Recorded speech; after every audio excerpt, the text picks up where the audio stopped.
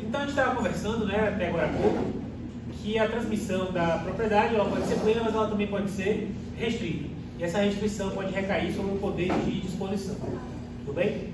A gente conversou sobre a ideia de cláusula de inalienabilidade, incomunicabilidade e impenhorabilidade.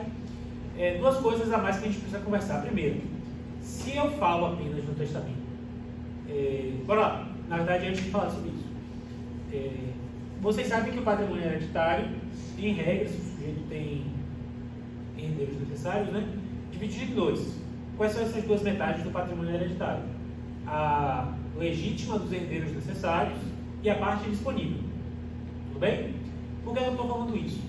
Porque a parte disponível pode ser livremente clausulada. Ou seja, eu não preciso justificar, não preciso argumentar, não preciso dar motivo para colocar a cláusula de inalienabilidade, incomunicabilidade e impenhorabilidade na parte disponível. Tudo bem? Já a legítima não pode ser clausulada. Aquilo que é dos herdeiros necessários não pode sofrer restrição com cláusula de inalienabilidade, impenhorabilidade e incomunicabilidade. Por quê? Porque a legítima é deles. Eu não tenho poder de disposição sobre o que está incluído na legítima. Simples até aí, ok? Mas não é bem assim. Por quê? Porque o Código Civil autoriza que mesmo a legítima seja clausulada, desde que haja um justo motivo declarado no testamento. Então eu posso livremente dizer que, por exemplo, a parte disponível é inalienável, mas se eu quiser clausular a legítima, eu preciso justificar. E não basta justificar com qualquer motivo. Precisa ser um justo motivo para clausular a legítima. Essa é a questão toda. Esse é o problema todo. Por quê? Porque justo motivo na cláusula geral é impossível para a lei enumerar de forma detalhada tudo o que seria um justo motivo para clausular a legítima. Isso tem que ser interpretado no caso concreto. O testador tem que colocar qual é o justo motivo e mais, o juiz tem que se convencer de qual é o justo motivo. Então, a primeira coisa que vocês têm que saber é, se eu não coloco o justo motivo, não vai prevalecer a cláusula de restrição da legítima. Tudo bem? Eu só vou conseguir colocar a cláusula restritiva na legítima desde que eu coloque um justo motivo. Se eu não coloco o justo motivo, eu já sei que essa cláusula não vai prevalecer. Primeira coisa. E a segunda coisa é, não basta eu colocar o justo motivo, não basta eu colocar o motivo. Eu preciso convencer o juiz de que o motivo é justo para fundamentar a restrição da legítima. Na parte disponível eu não tenho essa dor de cabeça. Não preciso ter essa dor de cabeça. Mas para a legítima eu preciso não apenas colocar o motivo, mas tem que ser um motivo que seja, aos olhos do juiz, justo para dizer que o herdeiro necessário tem que ter os seus bens da legítima gravados com inalienabilidade ou incomunicabilidade ou impenhorabilidade. Que motivo seria? Esse é o problema. É porque o que pode ser um justo motivo na cabeça do testador pode não ser um justo motivo na cabeça do juiz. O exemplo menos pior é o da prodigalidade, no sentido de que o meu filho ou a minha filha é pródigo, gasta mais do que pode, dilapida patrimônio e, consequentemente, quero proteger, quero assegurar que ele tenha, por exemplo, um imóvel para residir enquanto for vivo. Portanto, vou clausular aquele imóvel com inalienabilidade para assegurar que ele não vai vender o imóvel para gastar tudo com farra e cruzeiro e... a maioria é droga. Não, é que eu estou pensando no cruzeiro do Cabaré com o Leonardo e... que eu teria que vender o meu apartamento para conseguir bancar a viagem. Eu queria muito. Cara, eu queria muito, mas eu teria que vender meu apartamento. Mostrar tudo nessa vida. Vender um apartamento para escutar. Mas tem gente que Então a prodigalidade é o menos polêmico dos justos motivos para justificar a inalienabilidade. Só que, por exemplo, o que seria um justo motivo para justificar a incomunicabilidade? Ou seja, não quero que o meu patrimônio, quando eu morrer, se comunique com o cônjuge do meu filho ou da minha filha. Né? Por quê? Aí eu vou ter que alegar porque o cara é um mau caráter, ou então porque minha nora é uma caça-dotes. Aí tipo, ok, isso é um justo motivo, na cabeça do testador até pode ser, mas... E o pior, é porque a gente não presume que isso é verdade. Para isso se operar, isso tem que ser feito prova em juízo. E como é que eu vou discutir em juízo se o marido da minha filha ou o marido do meu filho é golpista ou não é golpista? Isso daqui, essa questão do justo motivo, é altamente criticável na doutrina. É muito criticável. Eu acho. Isso daqui é algo que a lei permite, mas que eu vejo com muita dificuldade a gente, redigindo o testamento, a gente conseguir fazer com que isso prevaleça da forma mais tranquila possível. A verdade é, quer clausular? Clausule a parte disponível. A lei lhe permite clausular legítima, lhe permite. A pergunta séria que vocês têm que fazer para o cliente é, vale a pena? E são duas questões, esse vale a pena envolve duas coisas. Qual é o objetivo que você quer? Qual é o objetivo que você está buscando? E mais, você tem como provar, tem à disposição das pessoas interessadas do testamenteiro, por exemplo, que vai garantir a eficácia do testamento, que a gente vai conversar aqui, quem é que vai ser testamenteiro? Advogado, né? Que vocês vão convencer seu cliente disso, que ainda vão ganhar por cima. Mas existem à disposição do testamenteiro provas suficientes para, se essa discussão for levantada, isso possa ser demonstrado, sua vontade prevaleça. E pior, mas digo vale a pena em outro sentido ainda, que isso vai trazer custos adicionais em termos de tempo e de dinheiro ao inventário. É isso que você quer? Porque qualquer custo a mais de tempo e de dinheiro para o inventário é prejuízo para todo mundo envolvido. Então a pergunta sincera, a conversa sincera que vocês têm que ter com o cliente, vocês que querem clausular, é por que você quer? Como que a gente consegue traduzir isso em formas que passe pelo judiciário como um justo motivo? Como é que a gente vai ter provas suficientes para demonstrar que esse justo motivo de fato é real, corresponde à realidade? E se toda essa dor de cabeça vale a pena em termos dos objetivos que você está buscando? Se não vale a pena, você vai clausular o quê? Clausula a parte disponível que não passa por essa discussão e deixa a parte legítima para o cara torrar indo ver Leonardo e Bruno Marrone no cruzeiro open bar. É a coisa melhor do mundo fazer um cruzeiro ou inclusive. Eu quando fiz, eu já acordava com minha taça de champanhe na mão. Já acordava com a taça de champanhe na mão. Aí uma hora deitava pra mim de novo, né? Porque champanhe é só. Exatamente. Exatamente. Mas... champanhe não, e o pior é que eu experimentei todos os drinks possíveis. Só que drink de cruzeiro é uma merda, né? É meio que... não é artesanal, é um negócio assim feito meio de qualquer jeito. Mas eu experimentei todos os drinks possíveis que eu nunca teria condição na vida de pagar individualmente cada um deles. Eu zerei o cardápio.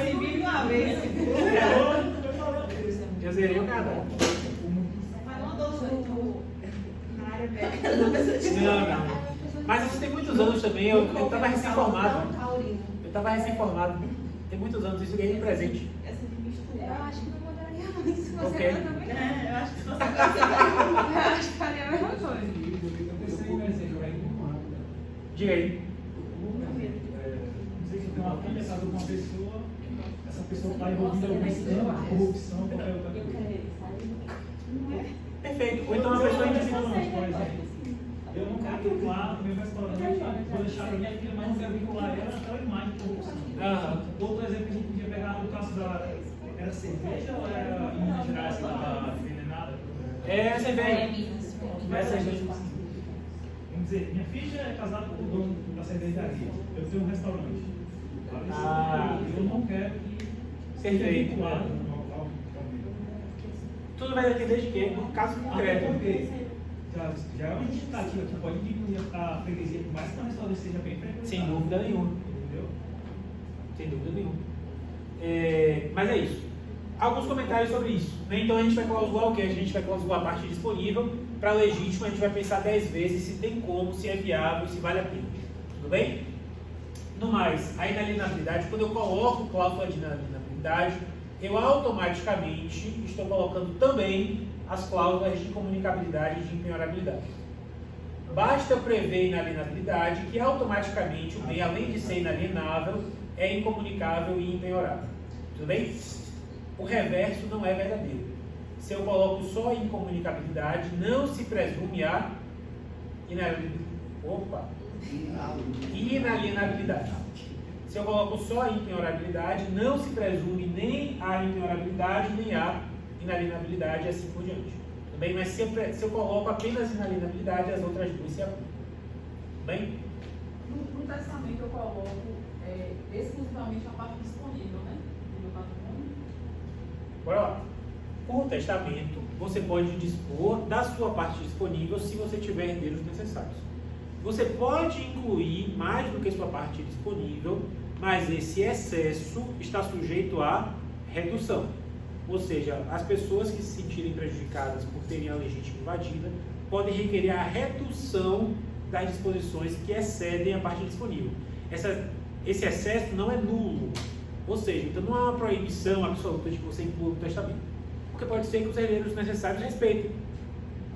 Né? Pode ser que não. Se eles não quiserem respeitar, eles podem, direito deles, pedir a redução da disposição testamentária. A respeito das cláusulas restritivas, você é livre para clausular apenas a parte disponível. Se você clausula a legítima, você tem que fazer isso sabendo que você precisa apresentar um justo motivo, que não basta apresentar um justo motivo, tem que ser um justo motivo que na hora que isso vai ser discutido em juízo, possa ser provado, demonstrado, e que efetivamente o juiz reconheça como justo, sob pena de não prevalecer a cláusula restritiva sobre a legítima. Tudo bem? Beleza? Alguns comentários mais técnicos aqui, né, sobre a inalienabilidade. Pode ser absoluta ou relativa. O que é que significa a inalienabilidade absoluta? O bem fica totalmente fora do comércio, ou seja, não pode ser vendido do lado permutado por ninguém, em momento algum. Tudo bem? Mas a inalienabilidade pode ser relativa, no sentido de que você não pode praticar alguns atos. Então eu posso colocar que a cláusula de inalienabilidade se limita apenas à doação. Você recebe o bem, mas você não pode doá-lo. Você pode até vender, mas você não pode doá-lo. Isso é possível? É. Ou então, a inalienabilidade relativa subjetiva, que é você pode dispor do bem, você só não pode dispor em favor de certas pessoas. Vamos imaginar o seguinte. Cristina titular, né, de cotas empresariais de alto valor, enfim, de alto valor econômico, só que ela é brigada com o sócio dela, Eric. Os dois mantêm uma relação estritamente profissional, mas não se gostam. Acontece, né? Até mesmo porque quer conhecer verdadeiramente alguém, divida a herança com ele ou vire sócio, né? Que aí você vai conhecer o verdadeiro ser humano. Verdade isso, verdade, verdade, verdade. O que acontece? Aí Cristina e Eric não se dão muito bem, mas estão desenvolvendo lá a atividade empresarial deles, vida que segue, né? Estão recebendo o lucro, né? Os resultados positivos da atividade empresarial.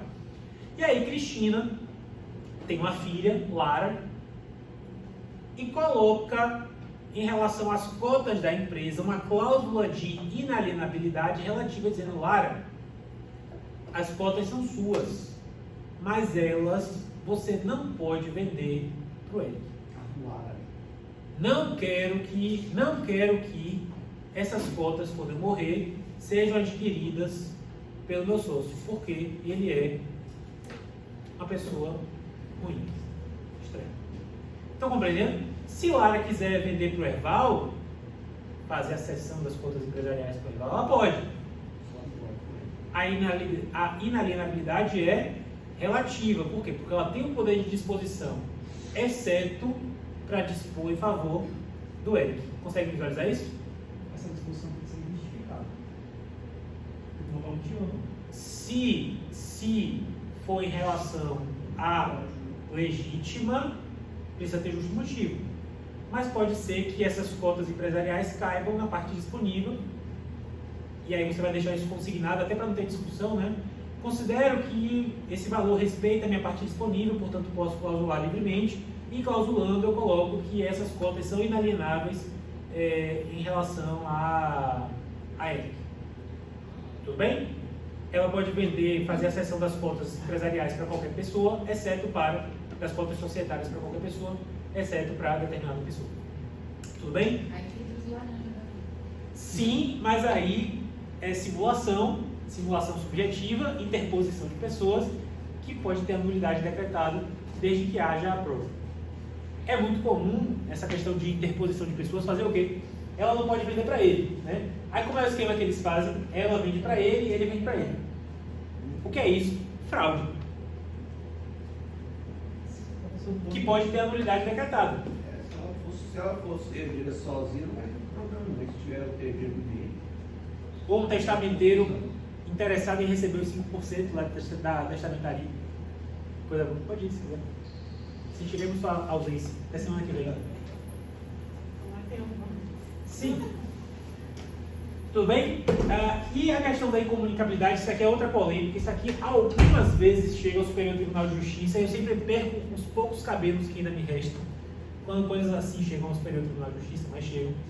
Que é, o que é que significa incomunicabilidade? Eu não quero que o patrimônio comunique com o cônjuge do meu herdeiro ou do legatário. Tudo bem? Só que o que é que acontece?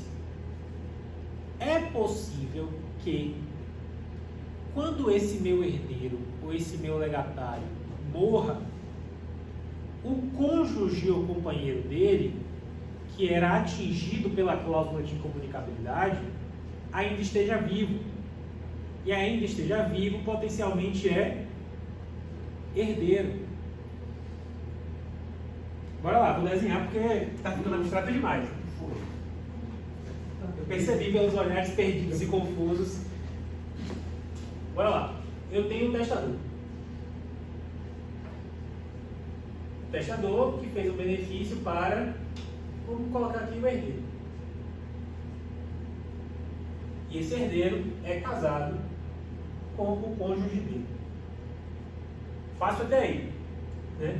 O que acontece? Se existe a cláusula de incomunicabilidade, independentemente do regime de bens entre o meu herdeiro e o cônjuge deles, esse benefício testamentário, essa herança, esse legado é particular do herdeiro, significa que não comunica com esse cônjuge. O que isso significa? Com a cláusula de incomunicabilidade não vai comunicar. A regra é que não comunique mesmo. Mas eles são casados no regime da comunhão universal. Ó que ruim comunhão universal. Fica difícil assim, né? Pronto. Melhor. Melhor assim. Olha lá. Casado no regime da comunhão universal. Se não tivesse a cláusula de comunicabilidade, esse bem seria comum. E, por exemplo, um divórcio seria partilhado meio a meio. Tudo bem? Mas o que acontece? Teve a cláusula de comunicabilidade, o que significa dizer que mesmo no regime da comunhão universal, esse patrimônio deixado pelo testador é um patrimônio particular desse herdeiro aqui. Então, esse bem recebido do testador não entra na comunhão. Significa dizer que, apesar de ser casado no regime da comunhão universal, e a gente está acostumado a dizer, né, que na comunhão universal comunica tudo, não é isso que a gente está acostumado a ouvir? Não é verdade. Comunica tudo, menos algumas coisas. Entre essas coisas, bens que foram gravados com cláusula de incomunicabilidade. Ok? O que é que acontece? Esse bem é particular do herdeiro. Aí esse herdeiro resolve se divorciar do cônjuge. Quando faz divórcio, precisa fazer o quê? Partilha dos bens do casal. Esse bem particular vai ficar como no divórcio? Como só o herdeiro, né? Não vai ser partilhado com o cônjuge, porque era um bem particular, consequentemente não entrou na comunhão, consequentemente não vai ser partilhado com igual. Oi? Perdão? Precisa citar na petição? É até bom, mas só não vai ser partilhado, porque já é dele e vai continuar sendo dele, e esse daqui nada tem direito na partilha do divórcio. Mas a situação é diferente se em vez de divórcio for a morte do herdeiro. Por quê? Porque cônjuge herda do outro cônjuge. Sempre, não necessariamente. Tá? Então, por exemplo, com concorrência com descendentes, uma das regras não há concorrência do cônjuge com os descendentes na comunhão universal. Até se discute a partir dos bens particulares, mesmo na comunhão universal, em favor do cônjuge. Mas eu não vou entrar nesse detalhe, que já vai ficar confuso demais. Vamos para uma situação mais simples. Esse herdeiro não deixou descendentes, mas deixou ascendentes. Cônjuge e ascendentes partilham entre si herança, independentemente do regime de bens. O que significa dizer que esse cônjuge aqui, nessa circunstância, ele é herdeiro do herdeiro. Junto com o pai e com a mãe. E vai partilhar a herança junto com os ascendentes daquele sujeito. Estão compreendendo a lógica? Sucessões é maravilhoso. Eu começo a me empolgar quando eu fico falando das situações de partilha. O que é que acontece? E aí, vai partilhar os bens deixados por essa criatura aqui. E entre esses bens deixados por essa criatura aqui, tem os bens que integravam a comunhão, sobre os quais esse cônjuge aqui já tem ameação, e a ameação desse daqui vai ser herança, né, a ser partilhada entre os herdeiros, e junto com essa ameação que competia ao morto, vai integrar o patrimônio hereditário mais o quê? O bem particular que ele tinha. Tudo bem até aí? Porque esse bem não entrou na comunhão, mas era bem dele, e ele morrendo, esse bem vai ter que ser partilhado. Quais são as disputas que de vez em quando chegam ao STJ? Esse bem estava gravado com incomunicabilidade, portanto o cônjuge não tem direito sobre ele. Não tinha direito sobre ele na constância do casamento, porque era um bem incomunicável. Só que a cláusula de incomunicabilidade não atinge esse bem quando esse bem deixa de ser do herdeiro e passa a ser patrimônio hereditário a ser partilhado. O que é que isso significa dizer? Significa que esse bem particular aqui, que estava gravado com cláusulas de incomunicabilidade, vai ser partilhado junto com os bens comuns como herança entre os ascendentes e o cônjuge sobrevivente. Se tivesse descendente, não faria. Se tivesse descendente, a situação é um pouco mais complicada, porque o artigo 1829, inciso 1 do Código Civil, que é o que trata da concorrência sucessória entre descendentes e cônjuge, fala assim: o cônjuge vai partilhar a herança com os descendentes, exceto no regime da comunhão universal, exceto no regime da separação obrigatória e exceto no regime da comunhão parcial, desde que o falecido não tenha deixado bens comuns. A redação é uma das mais confusas de todo o Código Civil. Parar para interpretar o artigo 1829, inciso 1, sozinho, você sozinho ainda no Código Civil, é muito difícil. O que é que o Código quis dizer? Que cônjuge sobrevivente, viúvo ou companheiro sobrevivente, vai dividir a herança com os descendentes em algumas situações. Que situações são essas? Primeiro, comunhão parcial, os bens comuns, os bens particulares, que era o que a gente estava conversando no intervalo. Bens particulares na comunhão parcial, que inclusive são a situação mais comum no dia a dia, são partilhados entre cônjuge sobrevivente e descendentes. Eu acho uma absurdo. Os bens comuns não, vão ser partilhados só entre os descendentes, porque sobre eles o cônjuge já tem meação, né? Mas os bens particulares vão ser divididos entre todo mundo. Separação por pacto antinupcial vai dividir os bens entre cônjuge, sobrevivente e descendentes, que normalmente as pessoas dizem que também é absurdo, inclusive, enfim, depois a gente conversa sobre isso. Tem autores que falam, não, vamos colocar uma cláusula de renúncia antecipada, que não pode, porque a lei proíbe. Mas enfim, separação convencional, o cônjuge vai dividir a herança com os descendentes. Participação final dos aquestos, o cônjuge vai dividir a herança com os descendentes. Quando é que não vai dividir a herança? Separação com o cônjuge com os descendentes. Separação obrigatória. Qual o caso mais comum de separação obrigatória? Casamento do maior de 70 anos. Que inclusive o Supremo Tribunal Federal está para julgar esse ano se é inconstitucional ou não. Essa é a hipótese. Mas, por enquanto, para todos os efeitos é. Então, o Pelé, por exemplo, Pelé que casou com mais de 70 anos. Por força de lei, a esposa dele não dividiria a herança legítima com os filhos dele. Por quê? Porque a lei disse que no regime da separação obrigatória não há partilha de bens entre o cônjuge e os descendentes. Tudo bem até aí? Ok? E a outra situação em que, em tese, não há partilha de bens entre o cônjuge e os descendentes é o quê? A comunhão universal. Por que na comunhão universal não há partilha de herança entre o cônjuge sobrevivente e os descendentes?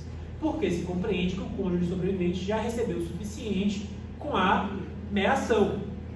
Só que uma parte da doutrina, e a lei não diz isso, mas uma parte da doutrina diz, e eu acredito que é o entendimento mais correto, é que deve ser aplicado o mesmo raciocínio para a comunhão universal que é aplicado para a comunhão parcial, que é o quê? Porque na comunhão universal nem tudo é meação. A gente acabou de ver que nem tudo é meação na comunhão universal. Pode haver bens particulares na comunhão universal.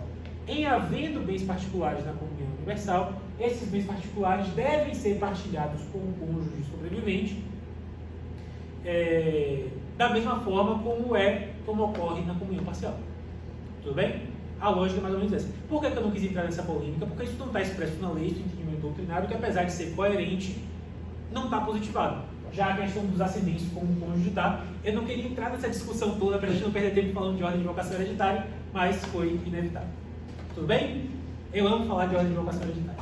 Professor, se não tivesse com base, ele ia receber tudo de casa. Sim. Não é partilha da herança com ninguém. Vamos supor que, no caso do cara ter 4 filhos e a mulher é reservada em 5% desse caso? Desde que todos os filhos sejam comuns do casal. Se houver algum Mas filho é que seja... 5% para ela, então? O cônjuge sobrevivente tem direito a uma reserva mínima de 25%, desde que todos os filhos deixados pelo morto, todos os descendentes deixados pelo morto, também sejam descendentes desse cônjuge sobrevivente. Se tiver um filho apenas que é exclusivo do morto, não há essa reserva mínima de 25%. Mesmo nesse caso de bens particulares? Não, seria sobre os bens particulares, inclusive, porque é apenas sobre isso que ele partilha. Tudo bem? Sucessor é maravilhoso, não é? Acho que a pessoa tem que ser muito maluca para ser apaixonado por essa matéria que nem eu sou. Obrigada. Oi? Obrigada. Tudo bem? Já mencionei isso, né, que podem incidir livremente sobre a parte disponível, precisa de justa causa declarada no testamento para a parte legítima. E qual é a lógica da inalienabilidade? A inalienabilidade significa que o bem não pode ser? Não pode ser? Não pode dispor. Exatamente, eu não tenho poder de disposição. Mas a lei mitiga esse poder de disposição. Diz que em alguns casos, mesmo o bem sendo inalienável, ele pode ser alienado. Quando houver manifesta necessidade ou manifesta vantagem para a pessoa. O que acontece? Imagina que você, Wellington, recebeu um sítio e um apartamento, ambos com cláusula de inalienabilidade. Tudo bem?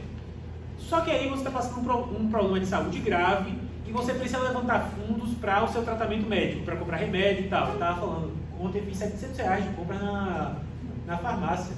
Meu salário não aguenta isso não, é muito triste. Né? Aí você está precisando levantar fundos para pagar esse tratamento de saúde. Não faz sentido você ficar com um apartamento e com um sítio e sem condições de assegurar um tratamento que lhe proporcione um mínimo de qualidade de vida ou que lhe mantenha vivo. Né? Então, nesses casos, faz mais sentido mandar vender o sítio para custear o seu tratamento do que você permanecer com um sítio inalienável que vai servir para te enterrar, né, jogar suas cinzas lá depois que você não conseguir custear o seu tratamento de saúde. Tudo bem? Ou então, você tem uma casinha simplesinha ali na beira do Rio de Ondas, só que chega uma grande construtora e lhe faz uma proposta de 5 vezes o valor que aquele imóvel vende, porque eles têm a intenção de levantar lá um prédio de luxo na beira do Rio de Ondas. Faz muito mais sentido você receber esse dinheiro, que muito supera o valor real do imóvel, e adquirir um novo imóvel com esses valores. E aí a gente tem que ter cuidado. Por quê? Porque quando isso acontece, isso tem que ser feito em juízo, o juiz tem que autorizar, e aí vai supervisionar que esse dinheiro seja pago e que esse dinheiro seja utilizado na aquisição de um imóvel, no mínimo de valor correspondente, Uma causa de inalienabilidade também. que vai subrogar, e esse imóvel que você comprar também vai ser inalienável. Você vende, sua casinha era inalienável, mas era tão manifesta a vantagem de você vender, que você vende, pega aquele dinheiro, compra um novo imóvel, e esse novo imóvel que você comprar, você pode até ficar com o restante, como que sobrar, mas esse novo imóvel que você comprar... Se poderiam ter alguma vantagem, dinheiro também. Sim, esse novo imóvel que você comprar vai se subrogar, quando se fala de subrogação, esse novo imóvel vai se tornar inalienável. Tudo bem? A lei fala justa causa? Justa causa é para... Você está falando daquele da flexibilização da coisa? Sim. Então, Não, eu tô falando assim, porque tipo, isso é muito subjetivo. é a mesma lógica da justa causa para justificar a coisa, tem que ser no caso concreto. Porque pode ser, ele queria levantar os valores para quê? Para fazer o tratamento de saúde. Mas pode ser que ele queria levantar os valores para ir no cruzeiro do Leonardo com o Bruno Marrone. E que talvez, no caso concreto, fosse a justa causa se fosse o quê? Ele está morrendo de câncer, ele é apaixonado pelo Leonardo, pelo Bruno Marrone e quer morrer escutando o cabaré. Pode ser que no caso concreto justifique, pode ser. Né? É impossível colocar de antemão o que é que pode configurar. Aí nesse caso vai para juízo, então. Necessariamente feito em juízo. Necessariamente. Tudo bem? Tudo bem? Tudo bem? Tudo bem? Sobre legados. Vocês estão caras cansados, hein? Ô, professor, vai receber hoje? Que horas são? 11h15. Deixa eu ver quantos slides faltam. Ah, faltam muitos. Falta legado tudo. Falta bastante. Falta legado tudo. Para por hoje mesmo, professor. Vocês querem deixar para começar o legado semana que vem? Melhor. Tá. Só fala, então. Vai fazer a Não tem reposição. slides. Falta coisa pra caramba. Como é? Vai ter reposição depois? A gente vai ter, nosso calendário vai estar estendido em pelo menos uma semana. A gente vai terminar dia 5 de maio, vamos terminar dia 12. Dia 12. Então, foi o que a gente falou, a vida é dinâmica, né? A vida é dinâmica, a gente precisa adaptar. Mas pelo menos até dia 12. Mas é tão bom acordar sábado de manhã você. Eu me divirto de verdade. É um prazer estar aqui com o Erval, com a Cristina, com o Renato que já foi embora, com ele. Pô, é gostoso pra caramba estar aqui, pô. É uma troca boa. Aí você fica pensando. PC, tô pensando em ficar com ciúme. É legal, você fica pensando no final de semana e fala, olha só aquilo lá, né? Eu gosto de estar aqui. Quem gosta de fazer o que faz, trabalha um dia na vida. Eu não me sinto trabalhando quando eu estou aqui. Me sinto feliz. Verdade. Aprender, né, professor? É uma troca tão boa. Muito obrigado, pessoal. Até semana que vem.